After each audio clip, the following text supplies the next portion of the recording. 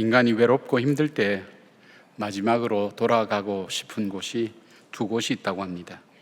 하나는 고향이고 하나는 엄마의 품이라고 합니다. 아마 이것은 자기 인생이 시작된 곳을 그리워하는 인간의 본능과 더불어서 그곳에서 따스하고 그리고 평안했던 그런 기억들을 떠올리며 돌아가고 싶어하는 그런 마음일 것입니다. 오늘 본문의 비유는 많은 사람들이 잘 아는 내용입니다.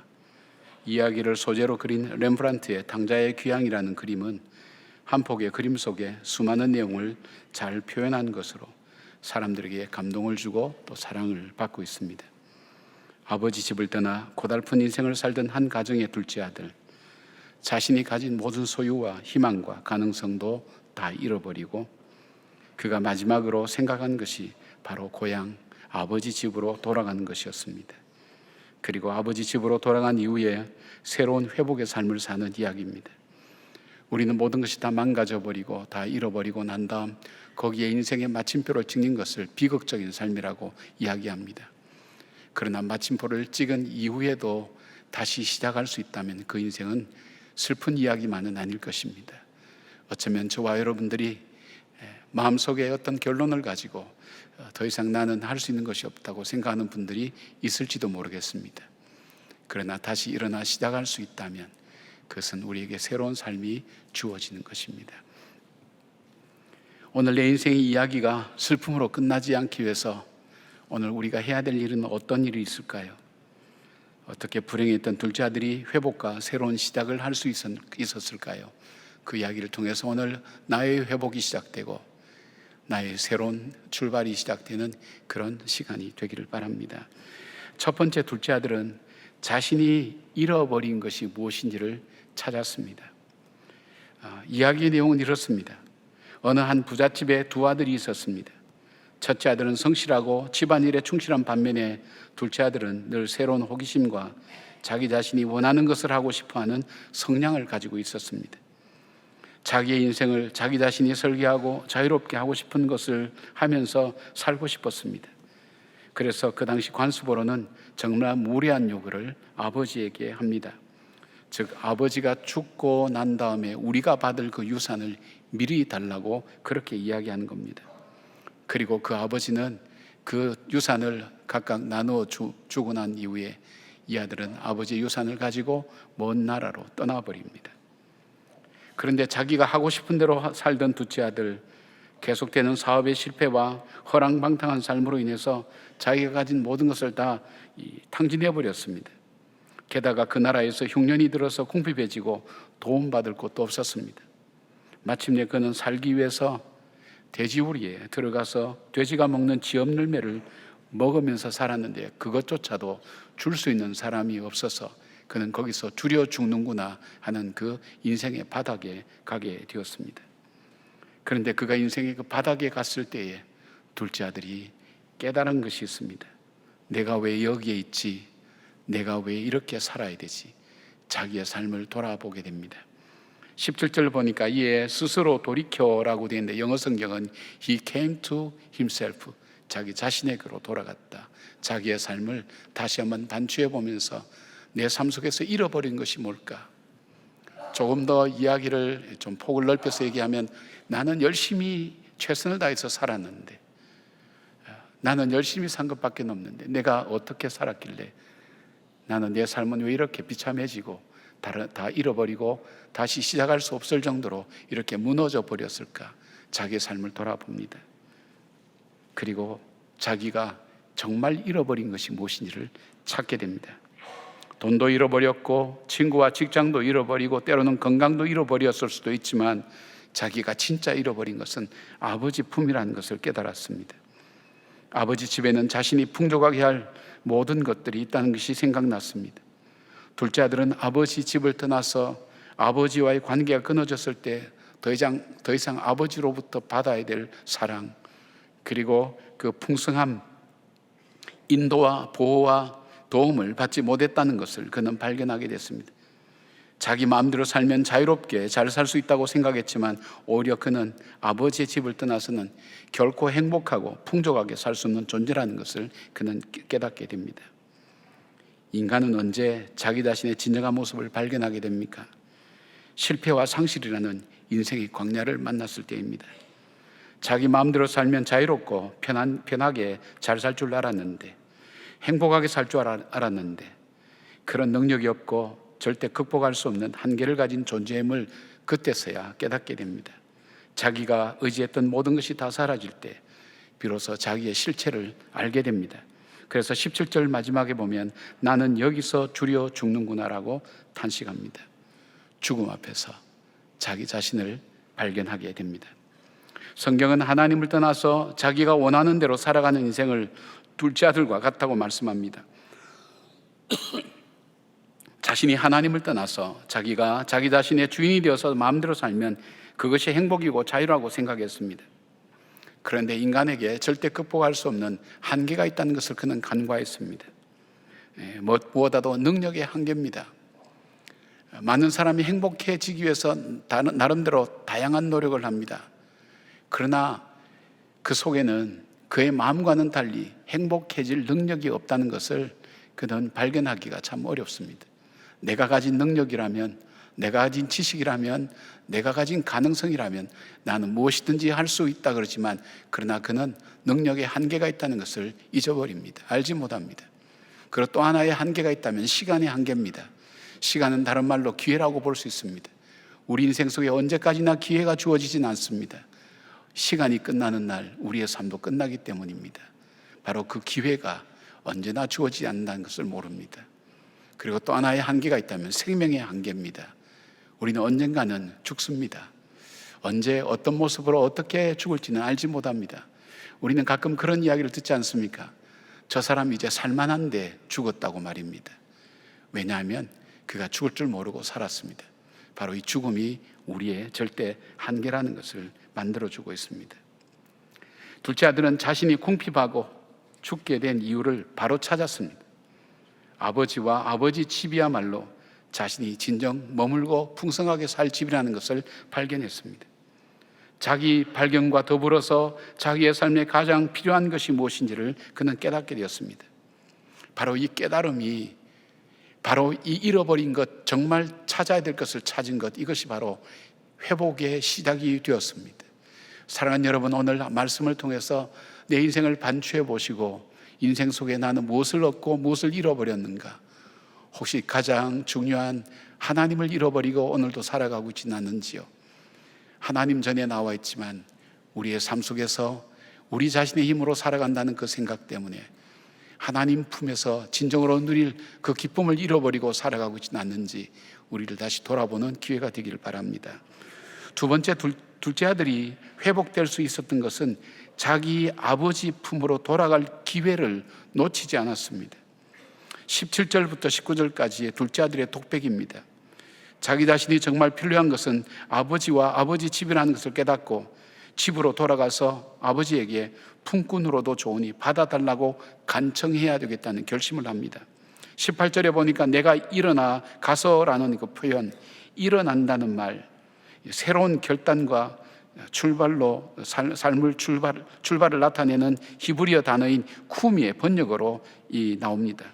이것은 마치 나오미가 모압 땅에서 두 아들과 남편을 잃고 그가 자기 고향 베들레헴으로 다시 돌아가기 위해서 일어서는 것과 마찬가지입니다.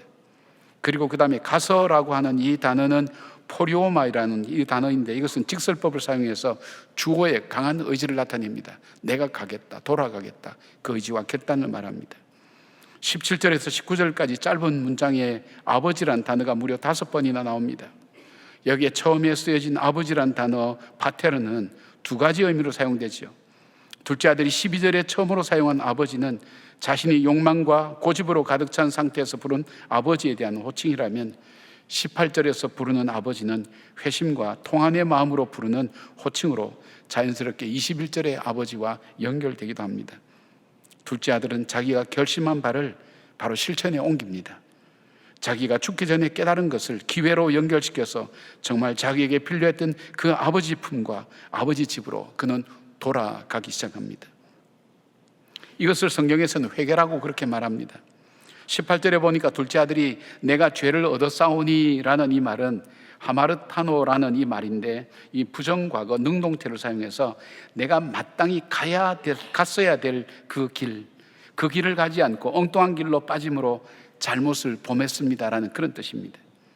이 죄는 자기가 아버지를 떠나 타국에 가서 허랑방탕하게 산 것부터 시작해서 유대인들이 그 많은 대지를 친 사실까지 모두 고백하는 자기의 지나온 세월들을, 자기의 삶의 행위들을 회개하고 돌아보는 잘못된 것으로 인정하는 것입니다.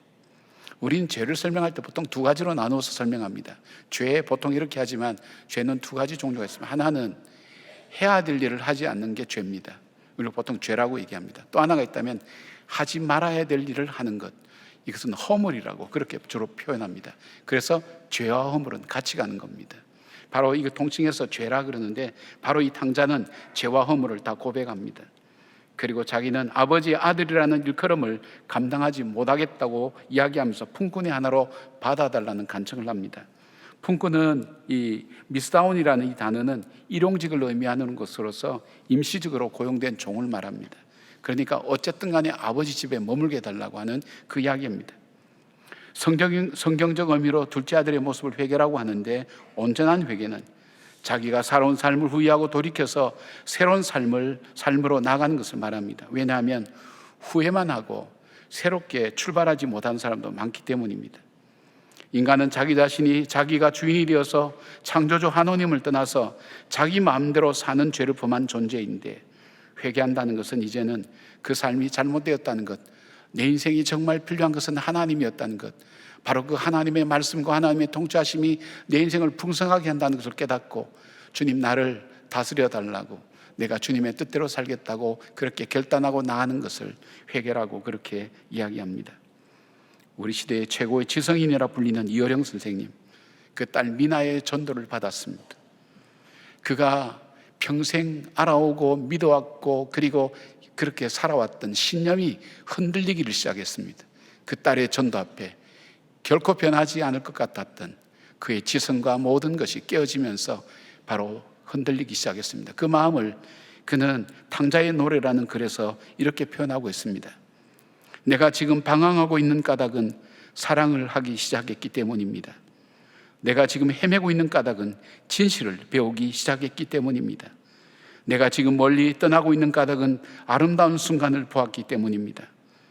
내가 집으로 돌아갈 수 없는 것은 사랑을 알고 진실을 배우고 아름다움을 보았지만 나에게 믿음이 없는 까닭입니다. 나의 작은 집이 방황의 길 끝에 있습니다. 날 위해 노래를 불러주세요. 집으로 돌아갈 수 있게 믿음의 빛을 주어요.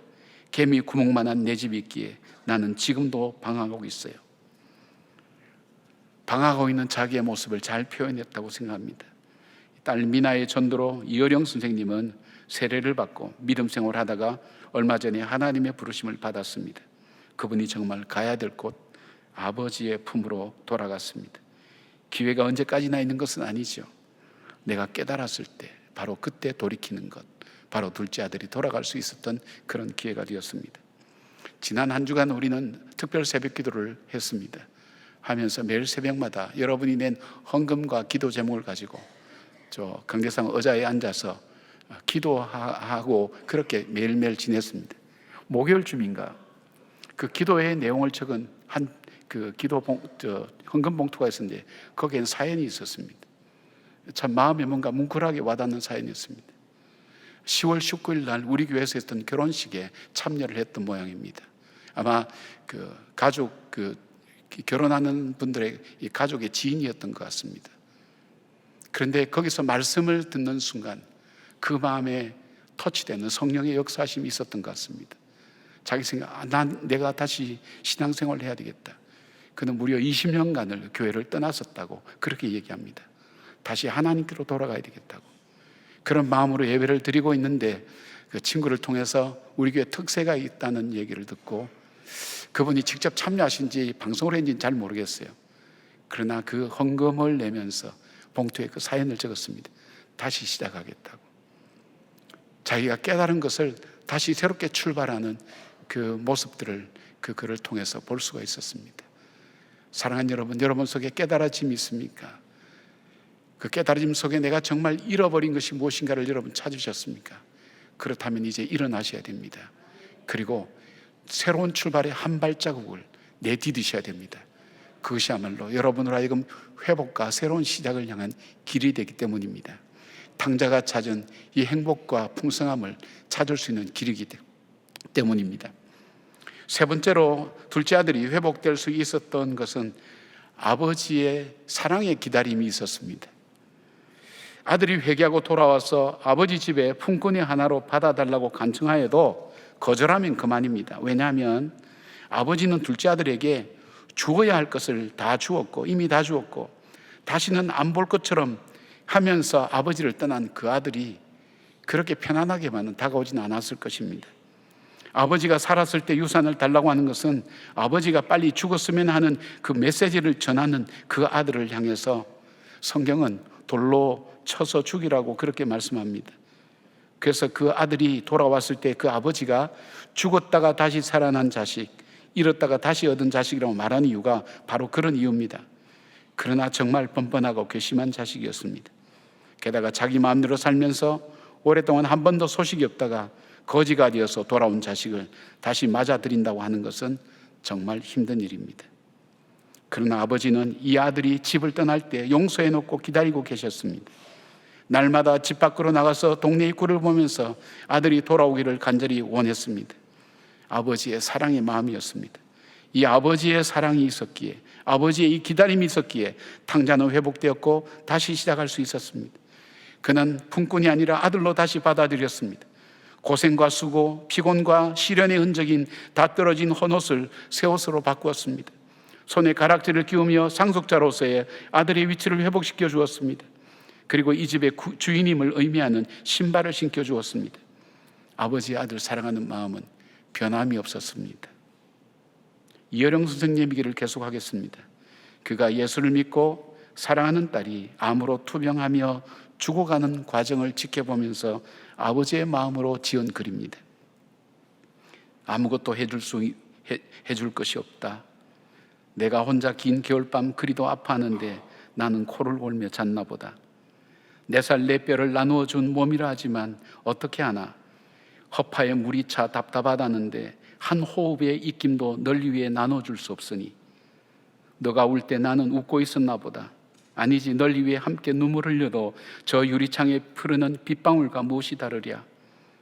너가 금간 천장을 보고 있을 때에 나는 바깥 세상 그 많은 색깔들을 보고 있구나. 금을 긋듯이 야위어가는 너의 얼굴, 내려가는 체중계의 바늘을 보며 널 위해 한 봉지 양만도 못한 글을 쓴다. 힘줄이 없는 시, 정맥만 보이는 시를 오늘도 쓴다. 차라리 언어가 너의 고통을 멈추어주는 수면제였으면 좋겠다. 미나야, 미안하다. 정말 미안하다. 내가 살아서 혼자 밥을 먹고 있는 것이 미안하다. 미나야, 너무 미안하다. 피를 토하듯 아버지의 끓는 마음을 글 속에서 볼 수 있습니다. 죽어가는 딸을 보는 아버지의 심정을 이토록 처절하게 표현할 수 있었을까요? 육신의 아버지도 이러한데 하늘 아버지의 마음은 어떻겠습니까? 죄인들을 위하여 자신의 아들이 십자가에 못 박혀 아버지 어찌하여 나를 버리셨냐니까 외치고 고통으로 신음하는 그 아들을 보는 아버지의 마음은 어떠하였을까요? 그럼에도 불구하고 돌아오는 탕자를 맞이하기 위해서 그 아들의 신음소리와 외침을 외면하며 끝까지 십자가에서 죽게 만들었던 그 아버지, 증오를 용서로 바꾸시고 미움을 사랑으로 바꾸시며 다시 맞이할 준비를 하신 그 하나님의 사랑, 그 사랑이 오늘 저와 여러분에게 있습니다. 그 사랑이 사람을 살립니다. 나를 살립니다. 그 사랑이 나를 다시 시작하게 만듭니다. 그 사랑 때문에 오늘도 살고 있습니다. 아버지 사랑을 노래할 수가 있습니다. 사랑하는 여러분, 아버지의 품으로 회개하며 돌아온 우리를 그토록 기다리고 용서하고 사랑하시는 하나님, 그 아버지가 우리 하나님 아버지입니다. 그래서 사도 요한은 이렇게 외칩니다. 사랑은 여기 있으니, 이 세상에 사랑이 없다지만 사랑은 여기 있으니, 우리가 하나님을 사랑한 것이 아니요 하나님 우리를 사랑한 것이라고 그는 그렇게 고백합니다. 용서해놓고 기다리는 그 아버지, 우리가 다시 돌아오기를 기다리는 그 아버지가 있기에 우리는 새로운 시작을 할 수 있습니다. 사랑하는 여러분, 용기를 잃지 마십시오. 세상 그 어떤 곳과도 비교할 수 없는 하나님의 사랑, 그 사랑이 오늘 우리의 소망이기 때문입니다. 우리를 다시 시작하게 만드는 하나님의 능력이기 때문입니다. 미국 뉴욕 한 모퉁이에 한 풍선 장수가 색색까지 풍선을 불어서 하늘로 띄워 보냈습니다. 한 흑인 소녀가 풍선 장수에게 다가왔습니다. 풍선 장수는 이 소녀에게 빨간 풍선을 내밀었습니다. 빨간 풍선을 내미는 풍선 장수에게 흑인 소녀가 물었습니다. 아저씨, 까만 풍선도 날 수 있나요? 풍선 장수는 깊은 눈빛으로 소녀를 바라보다가 검은 풍선에 공기를 힘쩍 불어넣고는 소녀에게 풍선을 주면서 말했습니다. 풍선이 하늘을 날 수 있는 것은 풍선 색깔 때문이 아니란다. 바로 풍선 안에 공기 때문이지. 수소가스라는 공기보다 가벼운 이것이 바로 풍선으로 하여금 하늘로 떠오르게 하는 거란다 라고 대답했습니다. 그렇습니다. 우리 인생이 어려운 일과 힘든 일이 우리를 주저앉게 만드는 것이 아닙니다. 풍선의 색깔이 아니라 그 안에 있는 수소가스가 풍선을 떠오르게 하듯 우리의 삶도 하나님의 사랑으로 가득 채워진다면 어떤 상황 속에서도 우리는 시작의 노래, 회복의 노래를 부를 수 있을 것입니다. 오늘 아버지께로 돌아가 새로운 삶을 시작하는 탕자의 귀향, 그것이 저와 여러분의 삶이 되기를 축원합니다. 아멘. 기도하겠습니다. 우리가 죄인 되었을 때, 우리가 연약할 때, 하나님과 원수가 되었을 때도 그 하나님은 자기 사랑을 증거하기 위하여 자기 아들을 십자가에 못 박았다고 바울은 우리에게 고백합니다.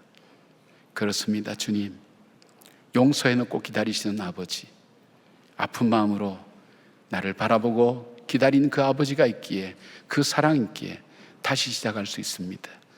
그 은혜가 있기에 우리는 노래할 수가 있습니다. 사랑하는 하나님, 주님의 자녀들 중에 지치고 힘들어서 하나님 도무지 일어날 수 없는 주의 자녀들 있습니까? 아버지의 이 큰 사랑이 있다는 것을 다시 바라보게 하시고, 하나님 그 자리에서 벌떡 일어나 회복을 향한 걸음을 걸어가게 하시고, 하나님 새 노래를 부르며 주 앞에 찬양하며 그 인생이 비극의 마침표를 찍지 않고 새로운 시작과 하나님께 기뻐 올려드리는 삶의 영광이 하나님 증거되고 나타날 수 있도록 함께하여 주시옵소서. 지치고 힘든 주의 심령들, 질병으로 누워있는 주의 자녀들, 아버지 오늘 이 탕자를 맞이한 그 아버지의 사랑이 그들 속에 스며들게 하시고, 그들로 하여금 그 질병과 그 실패와 연약함과 상실의 감정에서 일어나며 극복하며 새로운 삶을 시작할 수 있도록 아버지 함께하여 주시옵소서. 예수님의 이름으로 기도드리옵나이다. 아멘.